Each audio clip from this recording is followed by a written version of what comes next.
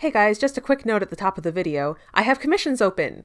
Check out the link in the description or send me an email at magicalgirlartist@gmail.com for more info. Okay, on with the show. Bye!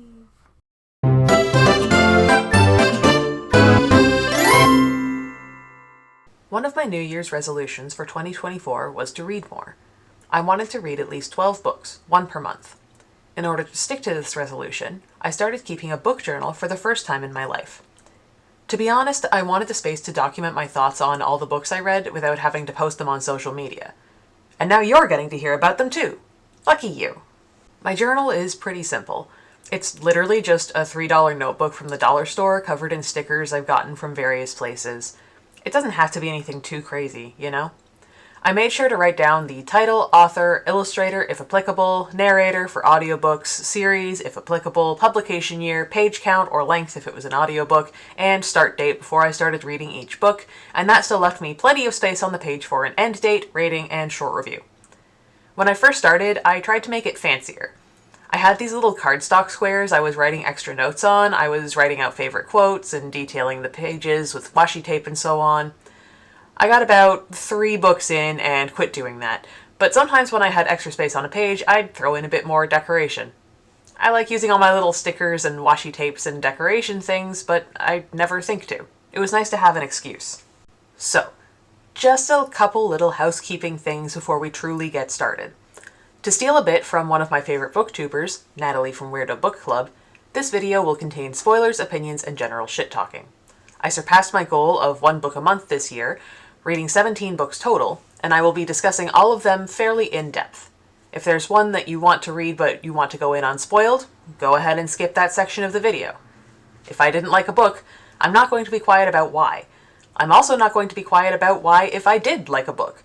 But it's usually the not liking something that bothers people, so that's the one I'm bringing up. Different strokes and whatever. The second thing is content warnings. Each of the books is different, obviously, and therefore they have different levels of content warnings necessary. Some have none, but I'll be putting content warnings at the start of each section along with all the stats I wrote down like author and page count and stuff. I'll also read them out loud. If something comes up that makes you uncomfortable or could potentially cause you harm, feel free to skip that section. In fact, if you don't want to hear about something for any reason, go ahead and skip it. I promise I won't notice. The last thing is, well, what the hell am I going to be drawing for this? Yeah, this is still an art video. I'm still drawing something. Well, I had the brilliant idea of making myself a custom book journal that's made to my own specifications with my own art on the cover. However, after starting it, I realized that my idea was going to be way too involved and take a million billion years, so I've tabled it for now. I'm still making it, just not for this video since I want it to come out in January still. Instead, I'm going to be working on some new sticker designs for my shop. Book and library themed ones, of course, so they're still on theme, mostly. Anyway, that's enough of the preamble, and I think I've said everything I wanted to say anyway. Let's get reading. Book 1, Gideon the Ninth by Tamsin Muir. Content warnings. Major character death, necromancy, undead, body horror, gore, child death, child abuse, and parental death. Have you ever read a book that was so good it makes you angry? That was me with Gideon the Ninth. I had a lot of friends and Tumblr mutuals who were super into the Locked Tomb books to the point where I actually wound up blocking some tags for it because I was sick of seeing stuff about it. I got the first book for Christmas in 2022 and didn't actually read it until January of this year. God damn, this book is good. Gideon the Ninth is about Gideon Nav, indentured servant of the Ninth House who gets bullied into becoming cavalier to Harrow Nonagesimus, the reverend daughter and leader of the Ninth. Harrow and the heads of the other 8 houses, all necromancers of various specialties, are called to the first house in order to become lictors, essentially saints taking the place of the current 8 lictors. I think there's 8, I'm actually not sure. The process of becoming a lictor is unknown, and they're left on their own to figure it out. The houses also don't generally trust each other, especially Ninth House, who the other houses view as cultists.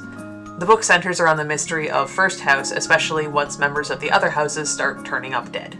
The characters are super fun to read, and I was enamored with them right away. Gideon has a fantastic voice and is a snarky bitch without being annoying. Harrow is insufferable in a fun way to read about, even if she's kind of the worst, sort of maybe. The writing is so good too. This was back when I was still writing out my favorite lines from the book, and I have several pages of turns of phrase I liked. One of my favorite things in the prose is when a character would refer to someone by a certain phrase in dialogue, and then shortly after that the narration would use that same phrasing too. Like on page 382, "You noticed, didn't you, you horrible little ninth goblin?" "Just a bit?" The horrible little ninth goblin stared at her with tight-pressed lips. There are a lot of little bits like that I really enjoyed. The writing is somehow really good at swinging between over-familiar goof nonsense, just like a super casual writing style, and very formal and serious. Sometimes it's played for comedy, and sometimes it's not, and it excels in both cases. I totally get why all my friends were saying I should read this series. It's everything I've wanted for years. It's an adult fantasy novel with dark and serious themes that doesn't use it for edginess or shock value. It has queer characters who just are queer, with that not being the point of the story or character. It's fucking hilarious, but also knows when and how to take itself seriously, and doesn't treat the reader like they're an idiot. It rules. I can't recommend it enough. I gave Gideon the Ninth 5 stars. My original plan was to read the next book at some point in 2024, but I wanted to read something a little more chill as a detox first. Unfortunately, I never got back to the series, but in 2025 I want to read both Harrow the Ninth and Nona the Ninth. For now, this is the only Locked Tomb book I've read, so please no spoilers in the comments. Book 2. Legends and Lattes by Travis Baldree. Content warning. Fantasy violence. This was another one that I'd heard really good things about, and I loved the premise. The idea of a novel about a fantasy adventurer settling down and trying to leave her old life behind was super appealing to me. Viv the orc retires from her adventuring party to open a coffee shop in a city where very few people have even heard of coffee. Along the way, she meets a cast of colorful characters who she becomes close with and has to fend off threats to her new business, like a crime boss running a protection racket and an untrustworthy adventuring companion from her past. It's billed as high fantasy with low stakes, and having never read anything in the cozy fantasy genre, or even anything with the cozy label in general, honestly, I was excited to give it a try. The result was disappointing. I didn't like this book. I didn't hate it either, it just wasn't very good. Extremely mid. Just like aggressively mid. For a character-driven novel, the characters weren't very strong. They'd have one or two character traits each and very little else going for them. The narration would often refer to them with epithets instead of their names, and those epithets were almost always their fantasy race, which was extremely weird. Like, Tandri would be called the succubus all the time, even after she and Viv were in a relationship, and same with calling Cal the hob or Thimble the ratkin. It's something that really bothers me in fiction, especially when it's based around physical traits like this. And it wasn't just that, either. The whole thing was so contrived. Viv gets an artifact at the start of the novel that supposedly makes good things and good people gather around it, and that's the excuse used to justify all manner of coincidences and contrivances. No, it doesn't matter that at the end of the book, she finds out that it was just a superstition and the real luck was within her all along, or whatever. I still had to read pages and pages of everything just magically working out, no matter what. A few things would be fine, but when I say it's everything, I mean it. The best example of this is the resolution to the crime boss plotline. Early on, Viv starts getting threats from the local crime lord, the Madrigal. They're sending around thugs to threaten her for protection money, which she doesn't want to give because, like, crime lord, and also her business isn't exactly raking in the dough at this point. There's an almost very interesting aspect to it where she explains to Tandri that she can't just beat them up and take down the whole crime ring with violence, because then a new group will move in and she'll have to do the same with them, and she's been trying to leave all that behind. Like I say, it's almost very interesting, and it does tie in very nicely with her characterization and the theme of leaving her old violent life behind. She tries to find a peaceful, non-violent resolution to the whole thing. Unfortunately, the actual resolution is incredibly stupid. Viv manages to arrange a meeting with the Madrigal, and it turns out she's an old woman! What a twist! And like, yeah, on the one hand, having the crime boss be an old woman who uses the fact that nobody expects an elderly, well-to-do lady like her of being a criminal mastermind to literally get away with murder is a fine enough thing to do, but the book really feels like it's patting itself on the back for it. And then, when Viv says she won't pay the protection money, the Madrigal says she'll take payment in the form of cinnamon rolls from her coffee shop. Genuinely, honestly, I had to put the book down and walk away after that. It made me so mad. What a bullshit cop-out ending to a plotline. Come the fuck on. And like the whole book is like that. Every problem that's raised is resolved in a way that's super convenient and Viv hardly has to do anything. There's never any tension because problems are resolved with minimal input or action. All in all, the nicest thing I have to say about this book is that it's fine. It's fine. 2.5 stars. It's sweet, and again, I was totally sold on the premise, but it's pretty clearly someone's first book. The prose, dialogue, characterization, plot beats, all of it is fairly basic and amateur. This book made me wonder if cozy fiction just wasn't for me. It felt like reading a coffee shop AU for someone's D&D character, and if that's the book you're trying to write, you have to put in way more work than this to make that into a solid story. Book 3. The 11th Hour by Carrie Peach and the McElroys. The 11th Hour is still my favorite arc of the Adventure Zone podcast, so I was very excited to see it in graphic novel form. I'm not as enamored with the McElroys as I was when I was originally listening to the podcast, but the Balance campaign still has a special place in my heart. The 11th Hour sees our heroes going to a town caught in a 1-hour time loop and trying to fix it. I'm a giant sucker for time loop stories, so of course it's my favorite arc. It's a pretty good adaptation of the arc, and it's always neat seeing what kinds of changes are made in the adaptation from actual play podcast to pre-written graphic novel. Carrie's art is cute, I already love these characters and this story, there was very little chance I wouldn't enjoy this. I gave it 4 stars, and my notes say it lost a star because it didn't make me totally inconsolable over Magnus, which, I think that's fair. Book 4. Ducks, 2 Years in the Oil Sands by Kate Beaton. Content warning. For rape and sexual assault, workplace sexual harassment, and general misogyny. I mean, it's Kate Beaton. I was always going to like it. Ducks, 2 Years in the Oil Sands is a graphic memoir of Kate Beaton, author of the webcomic Hark a Vagrant and one of my favorite read-aloud picture books, The Princess and the Pony. And other things, obviously, but those are the 2 big ones that I knew her for before reading Ducks. Ducks is about the 2 years Kate spent working at the oil sands in Alberta, far from her home in Nova Scotia. She needed the money to pay off her student loans, but it's a hard life, especially when you're a young woman in a mostly male field. She faces constant gender-based harassment at work and out in the world, and at one point is raped at a party by a man who faces no consequences. It's harrowing, and the depiction of her dissociating from it and the repeated imagery of that through the rest of the book really struck me.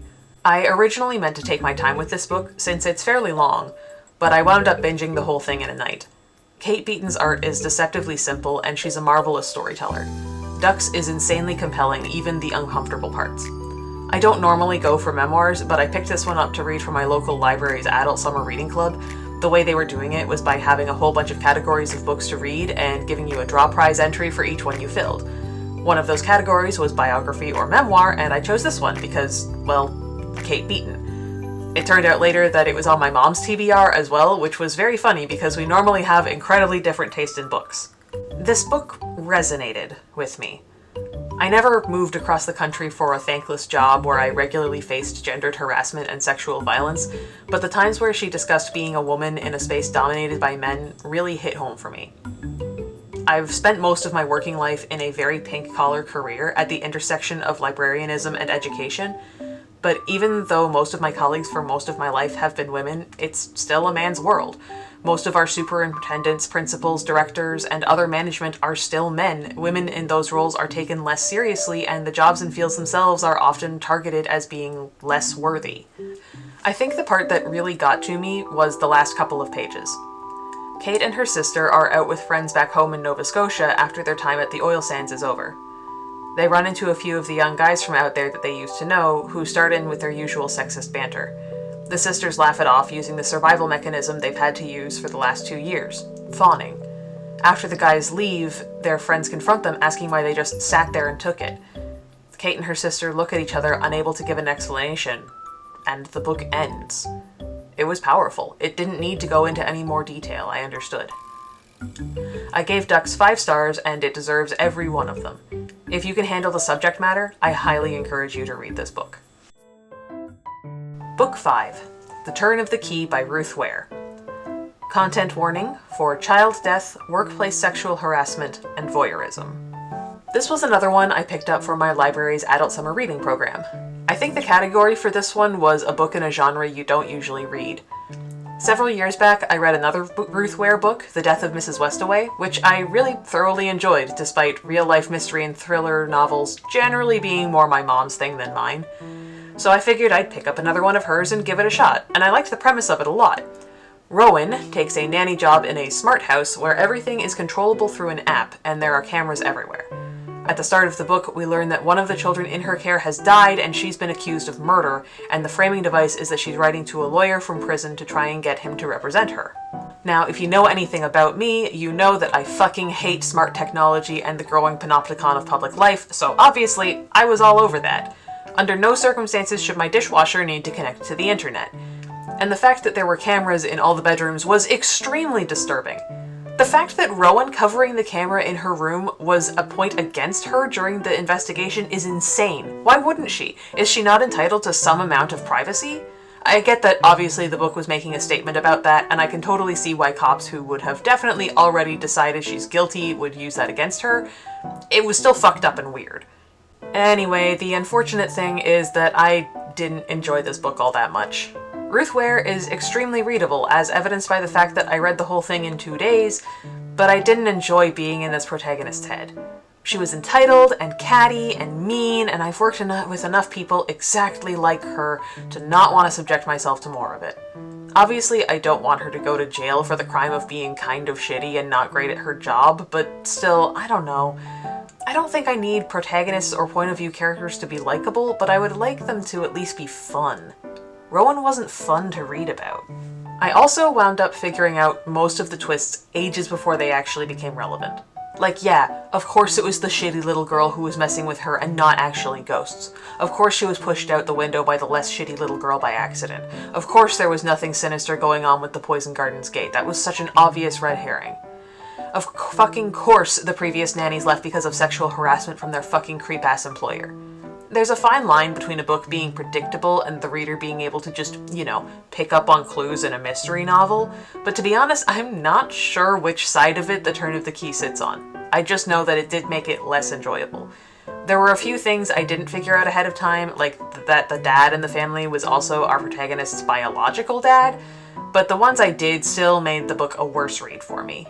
And on top of all that, I found it super distracting and weird just how accurately Rowan was able to recall every little detail of every single moment or conversation. Yeah, it obviously makes for compelling fiction, but it doesn't gel with the framing device of writing to a lawyer from prison. It's the sort of thing that might not bother somebody else, but it really bugs me. I wound up giving this one 2 stars. Didn't enjoy it, wouldn't recommend it. I'd like to read more of Ware's work and see if maybe this was an outlier since I did enjoy her work before, but overall, I was disappointed in this one. Book 6, The Bookshop of Yesterdays by Amy Meyerson. Content warning for family death. So this is the only book I didn't finish this year, or DNF'd as the booktubers say, and I have a bit of a story about it, so buckle up. I threw this on my TBR list on a whim. I'd seen just the cover at a bookstore back in the spring and didn't have time to stop and look at it for whatever reason, so all I knew was the title. Fast forward several months, and I was looking for an audiobook to listen to while I played video games. I love that, putting on a podcast or audiobook while I play Stardew Valley or Harvest Moon or The Sims or whatever. I used to do it all the time with the Adventure Zone back in the day, and I remember listening to The Doctor Who Fooled the World by Brian Deere while playing Harvest Moon Animal Parade in my basement. The Bookshop of Yesterdays was the only thing on my TBR whose audiobook was available right away on Libby, so it was the one I picked up. Now, the thing you have to understand is that up until I looked it up on Libby, I'd kind of assumed from the title that it was going to be a very different kind of book than it actually is. When I was a kid, I remember reading a book called The Great Laundry Adventure by Margie Rutledge, which was about 3 kids whose laundry baskets became portals through time and would take you to a different time and place depending on what piece of clothing you were holding when you went through. I loved that book, and I had kind of figured that Bookshop of Yesterdays was going to be a similar thing, but for an adult audience. You know, time travel portal fantasy. Every book on the shelf takes you to a different point in time or something. Maybe the bookshop itself exists outside of time, or it's a Howl's Moving Castle situation, or something cool like that. Maybe it's an anthology book, like Pet Shop of Horrors, and each story or chapter focuses on a different character dealing with their own perils and adventures. That is not even remotely what this book is about. I mean, in fairness, I did know that going in. I did read the summary before I borrowed it on Libby, and even though I was disappointed it wasn't what I thought, I figured maybe I could still enjoy what it was. Miranda grows up idolizing her Uncle Billy, who owns a bookstore and loves setting up elaborate scavenger hunts for her. When she's 12, he has a falling out of some kind with her mom and promptly disappears completely. 16 years later, she learns that he's died when she inherits his store. Convinced he set up one last scavenger hunt for her, she decides to take on the bookstore and find out the truth about what happened to cause the schism in her family. I gave it the old college try, I swear I did, but I got 5 chapters in and decided I was bored as hell. The protagonist was fine, her boyfriend sucked, her family was fine, her uncle was a boring plot device. I'm sorry, he was. He was a generic, kooky uncle who existed to spout pseudo-intellectual life wisdom that probably sounded very deep because she was 12, and then disappear and die and leave her his shop. In total fairness, he probably would have been way more fleshed out if I'd read the rest of the book, since one of the main mysteries is what happened to Uncle Billy, but I just got so bored. I also really didn't like the narrator, and that really put me off. Like everything else, she was, like, fine, but anytime she tried to do a man's voice, I just cringed. Hated everything about that. I tried to be fair and gave what I did get through 3 stars. It's not bad, it just had a serious case of not-for-me-itis. It's the sort of thing my mom might recommend to me. It's something middle-aged women read at book clubs. It was fine, just seriously not for me. Book 7, Witch Hazel, Issue 1 by Colton Fox and Beige Bloom. This barely counts. It's a not even 30-page comic book. But for my purposes, I'm counting it because fuck you, it's my book journal. I picked up Witch Hazel on a whim at a cute stationery store in a nearby city because I saw the words local indie comic and lost it a little.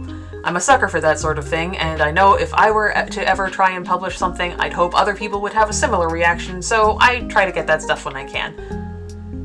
Witch Hazel is a fun and silly story about a world where magic is so normal it can be kept track of in a phone app. The titular protagonist is a disaster witch trying to survive in the magical gig economy, rushing through all the jobs she picked up before her date. It's wacky fun and a speedy read. The art is super cute too, which is what drew me to it in the first place. I gave it 5 stars, definitely worth the $10 I spent on it. I'll have to pick up the other 2 issues at some point, probably next time I'm at that stationery shop. Book 8, Making Comics by Scott McCloud. Another one I picked up for the library's adult summer reading program, but I don't think I ever actually submitted a ballot for this one. The category was going to be nonfiction, I think. I remember reading this back in high school when it was in the graphic novel section instead of the nonfiction section because I was so hungry for manga and comics and graphic novels that I'd read just about anything at that point. I definitely didn't really get the book at the time though. I remember skimming a lot of it. I wasn't all that interested in the actual craft or business or theory of comics, I just wanted to read a comic book and thought it looked neat. Now I'm in my 30s and actually interested in that stuff, so I picked it up again. Making Comics is a classic of the craft of comic creation for a reason. As someone who actively wants to tell stories through comics, I feel like it's helped me understand the medium a little better. It makes me want to work on some of my comic ideas and to really think about how to make them work as comics instead of just as stories that happen to be told as comics because that's what they are. It also made me want to read more books about the craft of comics, and thankfully Scott McCloud brings up a lot in his book for me to get a jumping off point. Something that was very funny to me was how 2006 it was sometimes. Like, there's a part where he's showing the reader his setup and his computer and scanner looked exactly like the ones my family had around the same time. He talked about the growing market of manga and graphic novels as opposed to the more traditional comic books he'd made his career in, which is hilarious for me now, working in the library and seeing how massive a market it's become. We have so many graphic novels that aren't comic book trades, like so many. In any case, I gave this one 5 stars. Like I said, it's a classic for a reason. Hopefully it'll help me be a little more cognizant of my creative choices while making my own comics going forward. Book 9, Camp Damascus by Chuck Tingle. Content warning for queer conversion therapy, homophobia, transphobia, demons, and bugs. This is the first book I've ever read by Dr. Tingle. I've seen him around the internet a ton, obviously, he does numbers on Tumblr. But the genres that he writes in, horror and erotica, aren't generally my cup of tea, so I've tended to avoid them. Plus, for most of his books, the only way I was going to get my hands on them was through ebooks, and generally I prefer physical books. That always sounds so pretentious to say, like, oh, yes, I just like the feel of a real book or whatever. But genuinely, I do find I'm more actually likely to read something if it's a physical book. But one of the libraries I started working at this summer had a copy of Camp Damascus on the staff picks shelf at one point, so I decided to pick it up and give it a go. I'd heard really good things on the internet, after all. Again, Chuck is a Tumblr darling. Camp Damascus is about Rose, a young woman from a very conservative small town whose main feature is their conversion therapy camp, Camp Damascus, which somehow boasts a 100% success rate. Strange things are starting to happen to Rose. She's seeing demonic figures that no one else sees, vomiting bugs, and remembering things that don't match up with her current reality. It turns out that her parents actually sent her to Camp Damascus because she had a girlfriend. The camp works by binding demons to the campers who harass and attack their assignments whenever they start thinking about gay stuff, eventually killing them if they don't conform. It's up to Rose and a couple other survivors, including her previous girlfriend, to take down the place once and for all. This is definitely the kind of horror I'm into. It's freaky and strange and threatening, but it's not overly gross or exploitative or anything. I like the blend of fantastical horror, demons and so on, combined with the realistic horror of homophobia and conversion therapy. I think I could really get into this genre if there's more of that to be found. I really liked this book. I had kind of expected it to be about Rose discovering she was gay and getting sent to Camp Damascus, sort of but I'm a cheerleader but as horror. The fact that she'd already been to camp and didn't remember it for freaky bug demon reasons was way more of an interesting idea in my opinion, and I'm glad that's what it was about instead. All that said, there were still a few things that rubbed me the wrong way.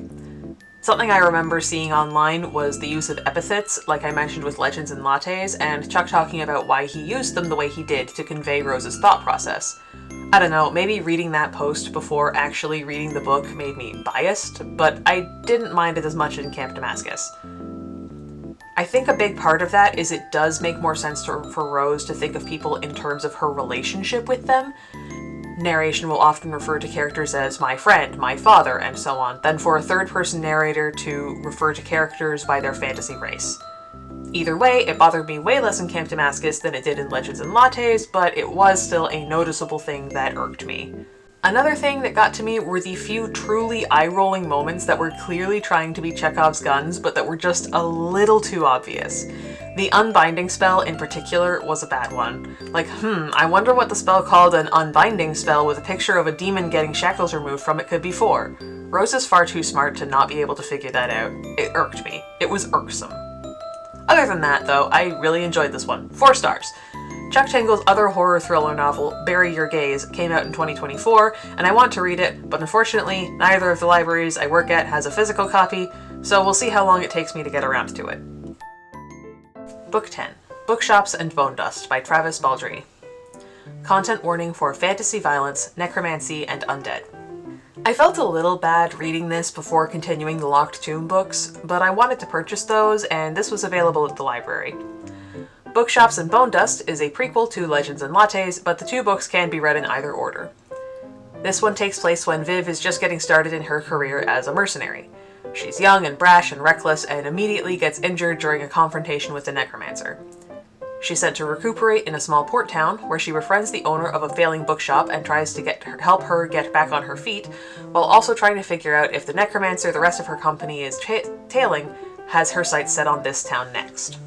This one was definitely way better than Legends and Lattes. The plot was more engaging and I liked the characters more.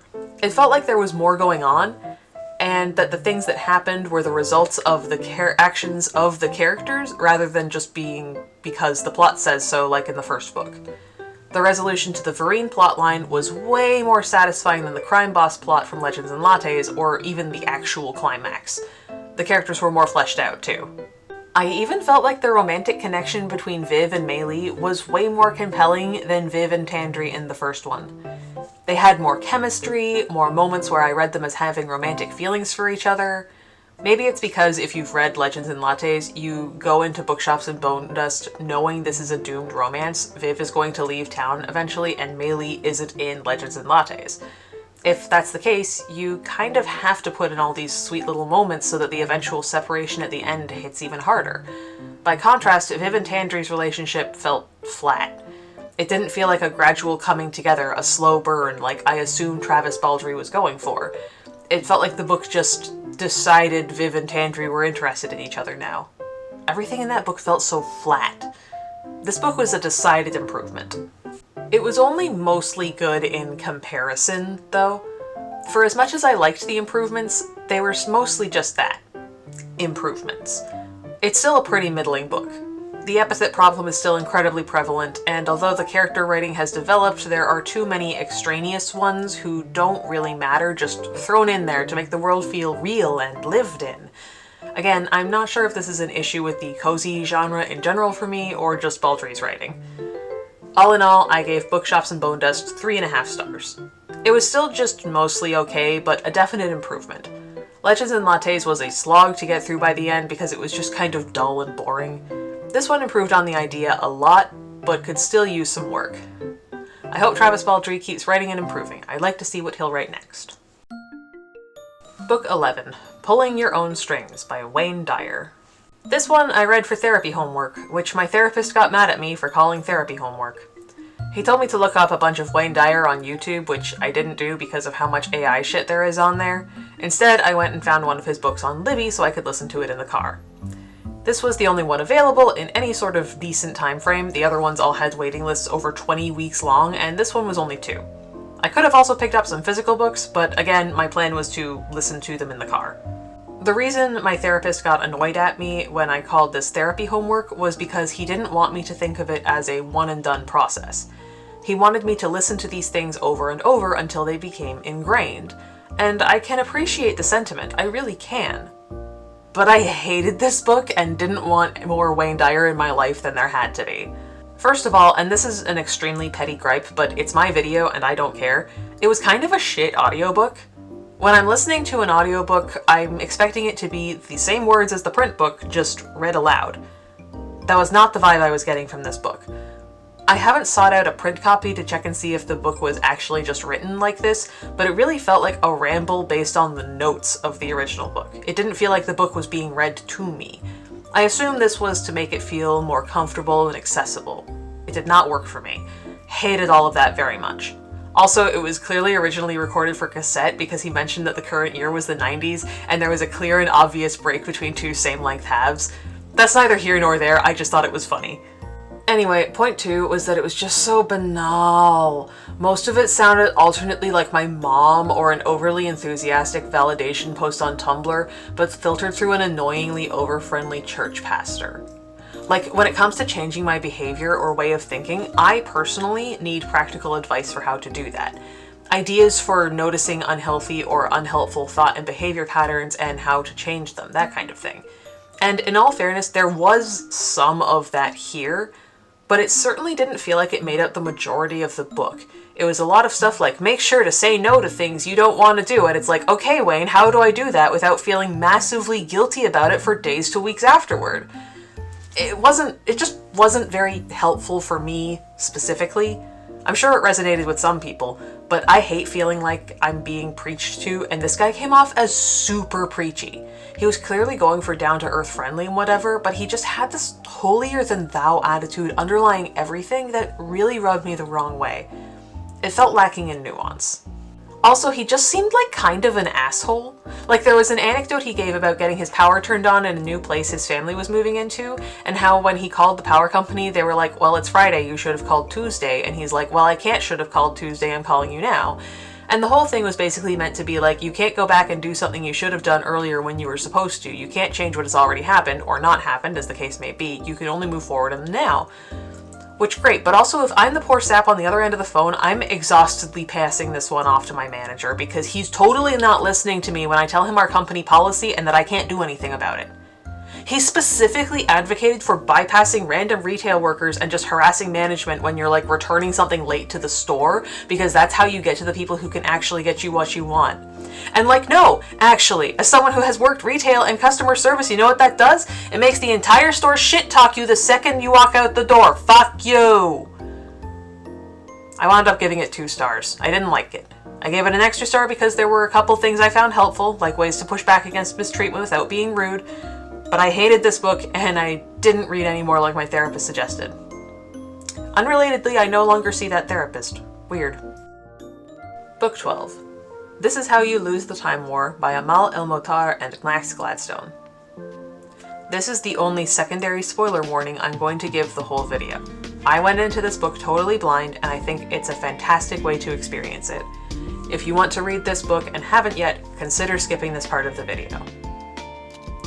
Content warning for fantasy violence, death, suicide, war, and fantasy war crimes.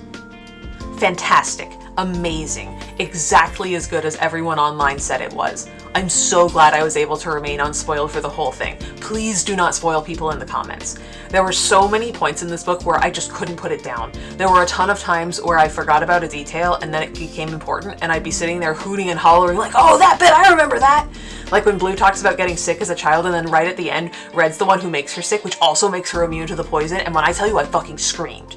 My roommate thought something was wrong with me. So many amazingly prepared Chekhov's guns, all expertly deployed.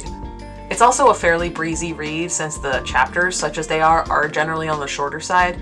That made it pretty easy to get through despite being a bit more flowery of a book than I'm used to, for lack of a better description. I'm not sure how else to describe it. The writing is just so good. 5 stars is not enough. I need to subsume this book into the very essence of my being. I can't recommend it enough. Everyone should read this book. If you haven't read it, go read it. If you have, maybe this can be your sign that it's time for a reread. Book 13. A Marvelous Light by Freya Marsk. Content warning for explicit sexual content, stereotypical homophobia, racism, sexism, and classism. I stumbled on this one by accident while I was looking for something to add to a display at work. I really liked the design of the book itself. It turns out we had some kind of special edition or something, and I was immediately drawn in by the summary on the jacket. Robin gets a government job in an attempt to rescue his dead parents' floundering estate, and due to a mix-up winds up in the office that liaises between the regular and magical worlds. He didn't know magic existed, so this is a bit of a shock to him. He gets cursed immediately in an attempt to threaten him into finding some artifact his predecessor left behind, and he and his magical counterpart Edwin have to figure out what the artifact is, where it went, and how to uncurse Robin. Also, they fall in love.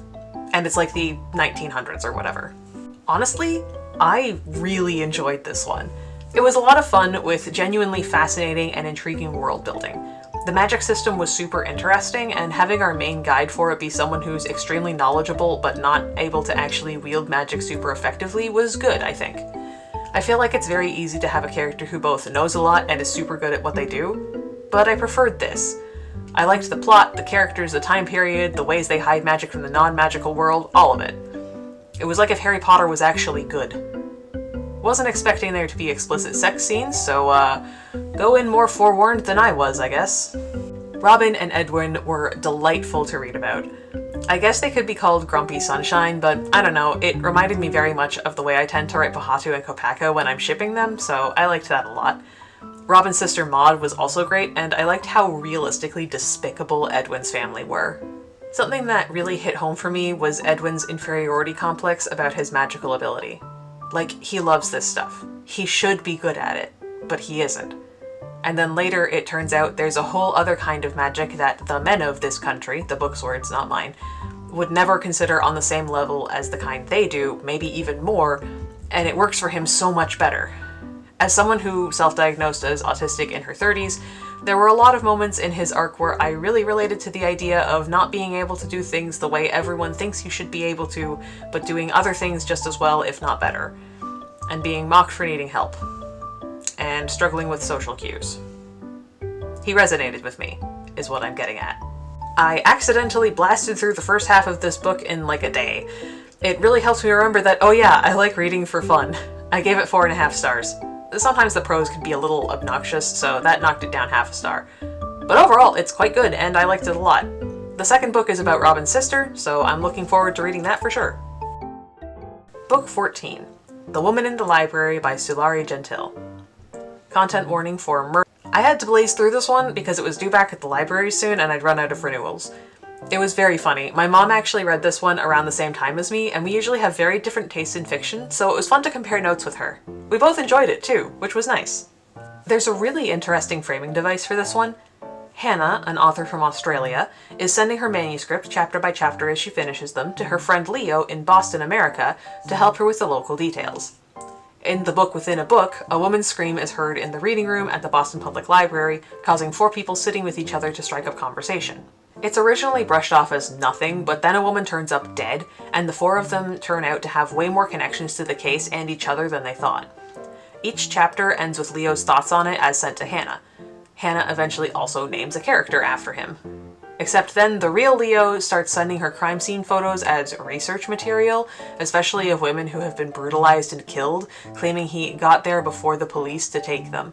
He also starts making more and more suggestions for gender-based sexual violence to happen to the main character, Freddie, and gets really obsessive and creepy about the characters. Honestly, I was so glad when it turned out Leo's behavior was supposed to be red flags and not just brushed off as fine. Genuinely, for a bit, I was so scared we were still supposed to like him. I've seen enough bad dark romance and harem anime where that kind of behavior would have been funny or romantic or quirky or some other kind of shit, and then about halfway through, we got a letter from the fucking FBI thanking her for telling them about the fucking serial killer she's been corresponding with. Like, oh thank god there was a point to that. Oh my god. And then he was racist on top of everything else. Ugh. Fuck Leo. Like, obviously that's the point. He sucks. But I was just so glad that was the point. Anyway, the book within a book mystery was really interesting and compelling, and the final conclusion made total sense while also being tough to figure out on your own. The romance between Freddie and Kane was fine, I guess, but it escalated a little too fast for me.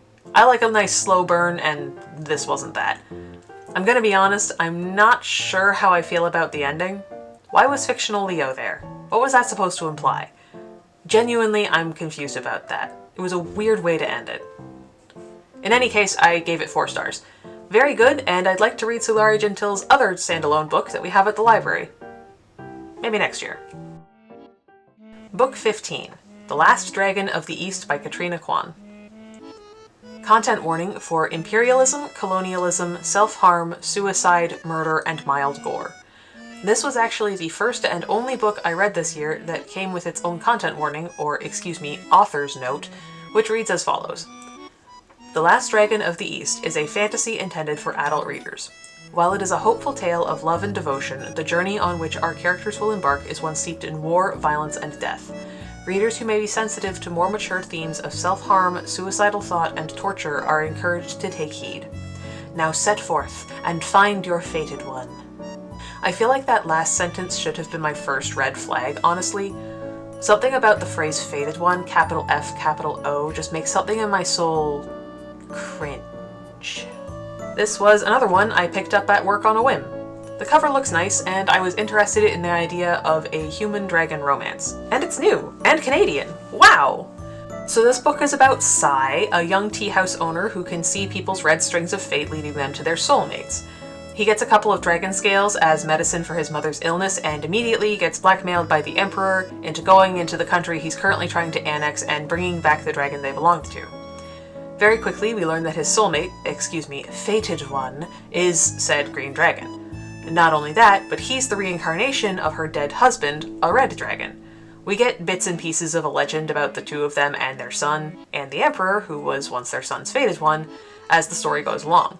They have to escape the Emperor and try to be together, and I'm going to be honest, it was very middle of the road. The book wasn't bad, but it wasn't good either. The prose was simultaneously too simple and too purple somehow. I really wasn't a fan of the author's style.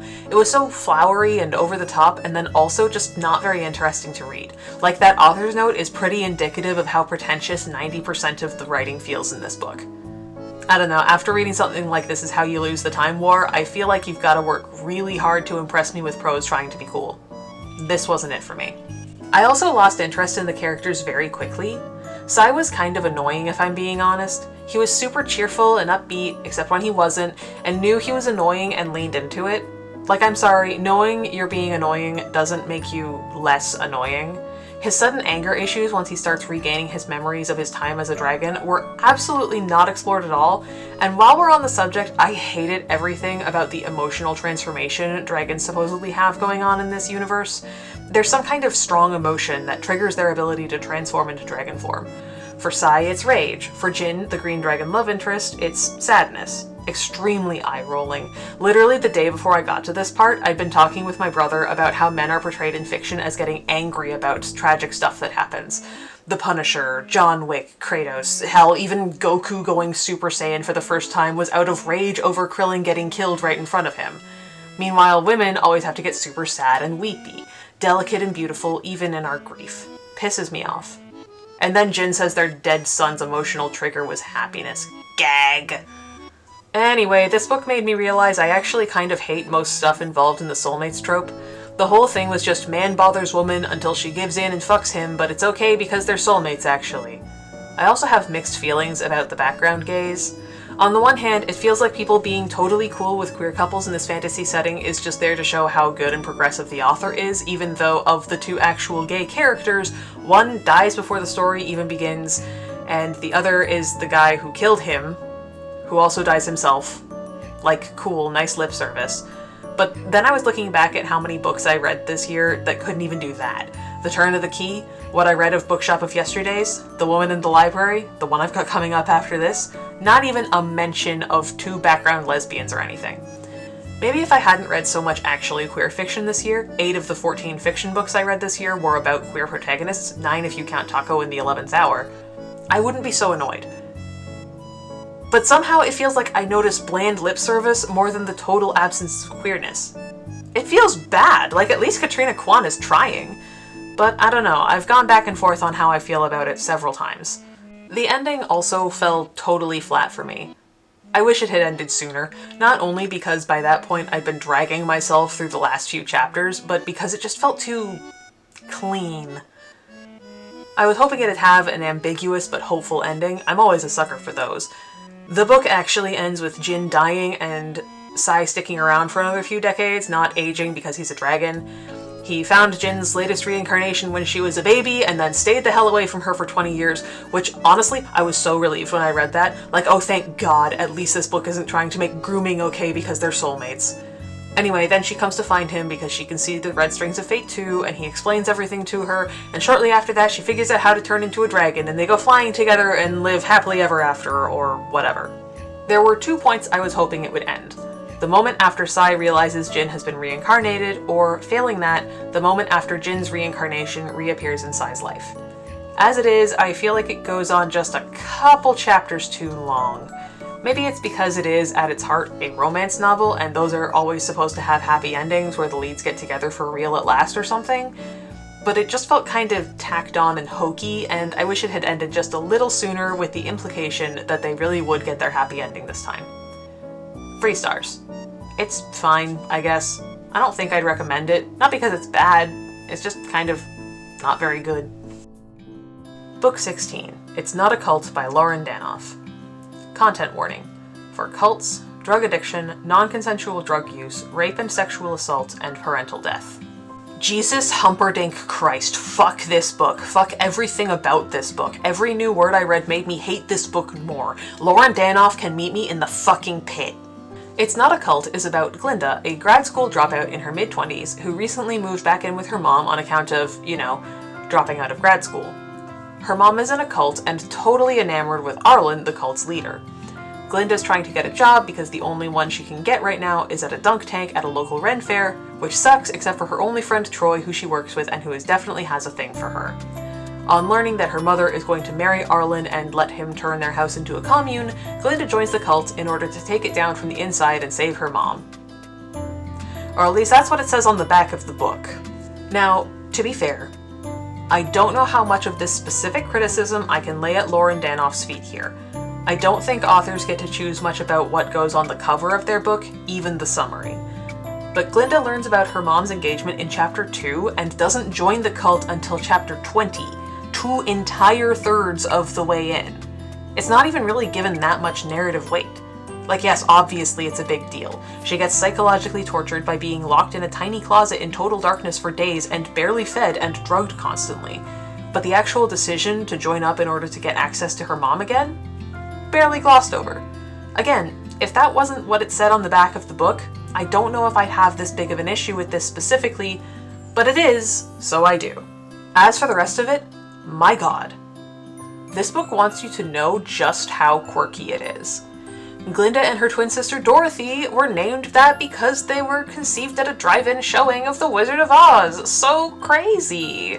Their younger sister West is called that because Wicked was a big thing at the time, and the name Elphaba is probably copyrighted. What a kooky family.